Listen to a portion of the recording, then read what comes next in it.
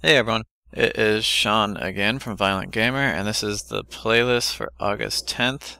This time around we're going to be having RaiderZ, Towns, Minez, and Hero Academy, which just came out today for PC on Steam. RaiderZ is a free-to-play MMO. It is not out yet, and it's an RPG. This is just the beta version I'm showing off here, and right now I'm just running around the first big town in the game. There's a lot of people currently in the beta, and it seems like all you really have to do is go sign up on their website and you'll get in. But the game is actually rather interesting. I expected it to be a really typical little Eastern MMORPG, but it isn't. It's really surprising. The combat is smooth and you have to dodge enemies or block them with shields. There's only 4 different classes. Everyone has to craft. Most of the items that drop in the game from enemies are crafting items. There's very few items that you just sell for currency that are just there just to sell to clutter up your inventory. Most of the items you get actually have purpose. And you have a lot of different crafting items depending on what enemies you kill and what rare items you get. But it's not too hard to join up with some people and kill one of the big enemies like shown right here that drop really nice items that you can use to make more rare weapons and equipment.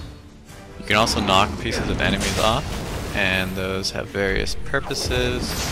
Big enemy right here, if you knock off pieces of stone from him, it heals you, while other enemies I've seen, they give you temporary boosts to strength or health or defense, stuff like that. And you can also knock like weapons off of enemies. Like if they're carrying a mace, you can knock that out of your hands, out of their hands, and pick it up, and you can use it for 20 seconds or a short period of time. And it usually does a lot of damage, so it doesn't really matter what class you are. You can pick up these weapons from an enemy and use them for a short period of time. It's almost always beneficial. So far everything I've talked about is what I've liked about the game, but there's plenty that would probably make people pretty bored with it. Like the main quest storyline is pretty typical and normal kind of stuff where you have to watch someone talk to people and there's a bad guy and of course he escapes and then you have to fight some monster. It's just silly and who cares. But thank God fighting is fun and you actually continually want to keep fighting and leveling up your character and finding new places. And the places are kind of interesting too and fun to explore. And so far I'm really enjoying it, and if you want to check it out, just head on over to the website and the video info and sign up for the beta. And next up we have Towns, which is a Dwarf Fortress-like management game, which is similar to Nemoria as well, if you've seen me talking about that on here. You start out with just a few townspeople. They're not gnomes or dwarves or anything like that. And you start setting stockpiles, you build farms, you build quarters for them. You can build stuff underground or above ground. If you do above ground, you do have a lot of options. You can build hedges and roofs and lots of stuff, different types of walls. There's a lot of different workshops. This game already has quite a lot of content in it because it's about halfway through alpha. It just came out with 0.5. One of the main points is to dig into the earth and find dungeons. And once you find dungeons, you can make a tavern and heroes will come, and heroes will travel into those dungeons and start killing enemies, which is pretty similar to a game like Majesty, if you play that, where you don't really have any direct control over the heroes, and you kind of just hope they'll go down there and kill things. And some of the heroes will use equipment that you make, but most of the equipment that you make is for your townspeople, just for their protection and whatnot, because your town will come under siege eventually, after a certain period of time. So eventually you do have to build walls. And I was just showing off here, starting out from nothing and just building up into an actual town. It is still kind of hard because the AI isn't too great. They're kind of suicidal, the villagers, and you can make people into military personnel, except they're not very good at protecting the rest of the townspeople. They kind of just hang out in the settlement. But even with all that, it's still a pretty fun game, and it does have a lot of promise. And I like how much content in it there is, but there isn't any music and there's very few sounds. So it'd be nice to see that fixed at some point. But if you want to try it, you can get immediate alpha access over at their website, and it costs about $12.79, and it will be about $15 when it actually comes out, whenever that is.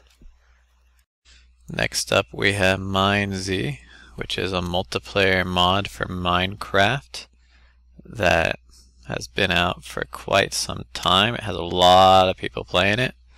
They have about 10 public servers for the US that are consistently filled with 50 to 150 people. And it is a reimagining of the popular DayZ mod for Arma 2, but in Minecraft. You have a set world that isn't randomly generated, and you have to find food, you have to find water, you have to find supplies. You can't make anything, you have to find a crafting table to actually make items, new items.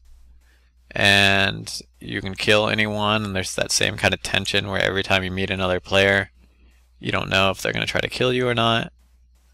So it's pretty damn interesting. It's definitely more peaceful than DayZ in my experience so far. DayZ, it's like a 50-50 ratio of whether people are going to kill you or not. And this, it seems more like 25% of the people are trying to kill you. Like for instance, at the end of this video, I go into a town, and like most of the people in the town don't try to kill me. A couple of people try to kill each other, but then they die, and that's that. When you respawn in a new area, and you spawn with pretty much nothing. Just like a basic sword, some light armor, and like a bandage. That's about it. You can talk to people through the server using an eye, which anyone who holds an eye can talk to anyone else using it, and everyone can see it. The messaging system is kind of annoying. It's kind of big in the corner, as I'm sure you've seen. But otherwise, the mod has been really fun, and I was playing it for a couple hours last night. I've been playing it before that, and it's one of those things where when you first start playing it and you don't know what's going on, it's really frustrating and not very enjoyable, and you kind of don't want to play. But then once you take the time to actually learn things and ask questions and people show you things, it's a lot more interesting. The world is really huge, and there's a lot of towns and a lot of places to find. Loot continually respawns. People are fairly unpredictable, and zombies are pretty tough. You can get infected by zombies, and you have to be healed by someone, otherwise you're going to eventually die of that infection. And when you die, you turn into a zombie, and when people kill that zombie, it drops a lot of the loot you had. So that's pretty cool. I wish DayZ had something like that. Hopefully they will eventually.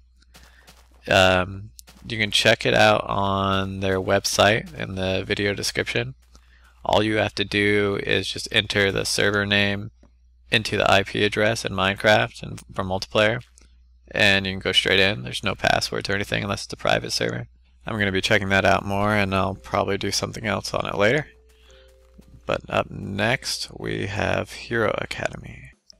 Hero Academy is a turn-based strategy game, and it came out quite some time ago for iPhone, and it was free for iPhone, but it just came out today for PC, and for PC it's $5.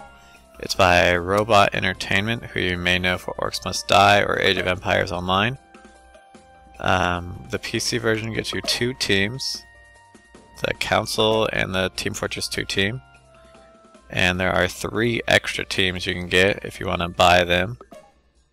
If you have any of those teams for the iPhone version, you can use the same account, and it'll bring them all right over and all your games.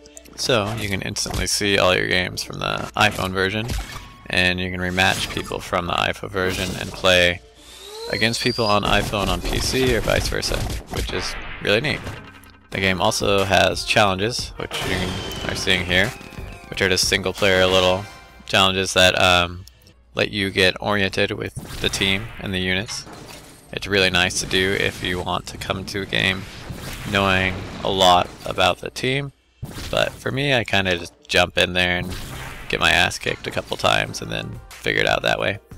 The challenges are pretty fun though, and they do teach you quite a bit, but the main point of the game is multiplayer 1 versus 1, and you can have a ton of games going at the same time. And since there's so many different teams, there's a lot of variety, and the maps have a lot of variety, and there's new maps for the Team Fortress 2 content, like one with a train where you can call that in. And the Team Fortress 2 team is pretty diverse, and I haven't figured out how to use them yet. But so far, it is really fun. It's hard to recommend if you already own the game on iPhone, even though it's only $5, so it's not a huge deal. But it is really smooth compared to the iPhone version, and if you've never played the game before, I do recommend it. It doesn't have a demo or anything, unfortunately, but if you do have an iPhone, just download the free one on there and check it out and see if you like it. And that is the end of the playlist for this week, and I will be doing more updates today just on our website. But if you have any recommendations or questions or anything, let me know, and thanks for watching.